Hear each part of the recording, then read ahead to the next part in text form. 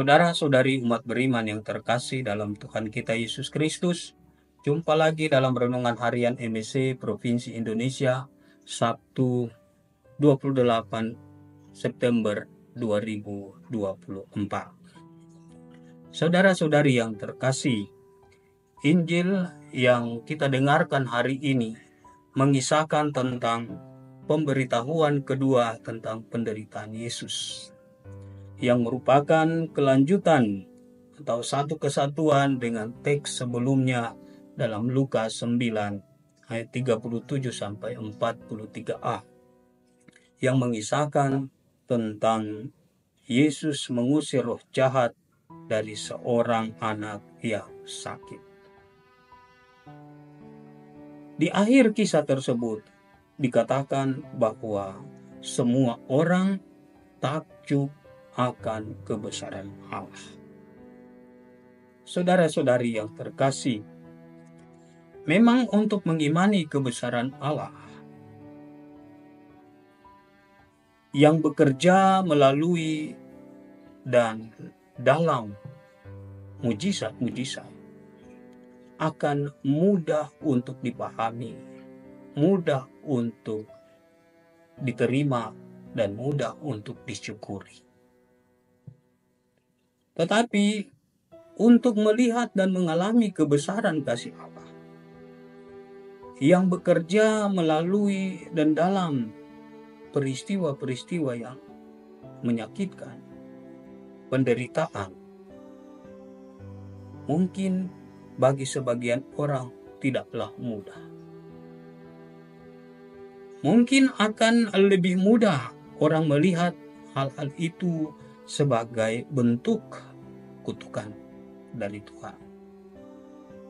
Maka perlu untuk dihindari, dijauhi, sebab tidak bermanfaat bagi kehidupan. Saudara-saudari yang terkasih, melalui Injil hari ini, Tuhan Yesus menunjukkan hal yang berbeda untuk kita, supaya kita pahami, kita rasakan, kita lakukan dalam perspektif, dalam cara pandang orang-orang yang beriman kepada Kristus. Dalam Injil, Yesus memilih jalan penderitaan untuk menunjukkan kebesaran kasih Allah kepada manusia dan kepada seluruh alam ciptaan. Menurut seorang psikolog yang bernama David Hawkins, ia mengatakan bahwa orang-orang atau pribadi-pribadi yang memilih jalan seperti ini hanyalah pribadi-pribadi yang dalam seluruh hidup dan aktivitasnya, seluruh karyanya diwarnai dan dimotivasi oleh belas kasih kepada sesama dan pengalaman akan kasih Allah di dalam hidup mereka. Saudara-saudari yang terkasih, Yesus melakukan hal ini karena punya belas kasih yang begitu besar kepada umat manusia dan ciptaan alam lainnya. Saudara-saudari yang terkasih, sebagai pengikut Kristus, kita dipanggil dan diutus untuk mewartakan kebesaran kasih Allah lewat aktivitas kita setiap hari. Entah dalam pengalaman-pengalaman sehat maupun sakit, pengalaman-pengalaman untung maupun malang, suka maupun duka. Artinya, dalam segala situasi hidup, kita dituntut, kita dipanggil, kita diutus untuk menunjukkan kepada dunia kebesaran kasih Allah. Saudara-saudari, dengan melakukan itu, maka hidup kita akan penuh makna. hidup kita akan jauh dari yang namanya kesia-siaan belaka. Seperti kata pengkhotbah.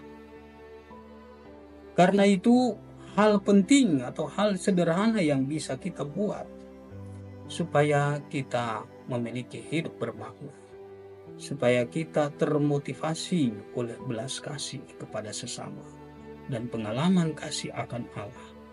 Maka mari kita membiasakan diri untuk punya waktu pribadi, untuk mengunjungi masa-masa di mana kita mengalami dikasihi Tuhan, untuk mengunjungi pengalaman-pengalaman di mana kita merasa dikasihi oleh orang-orang yang ada di sekitar kita. Diharapkan supaya dengan mengunjungi semua pengalaman itu, kita memperoleh kekuatan hati untuk mewartakan kebesaran kasih Allah kepada semua orang. Sehingga semua orang yang mengalami kebesaran Allah, kebesaran kasih-Nya dalam dan melalui diri kita, sama-sama menjadi takjub karena melihat kebesaran kasih Allah di dalam hidup mereka.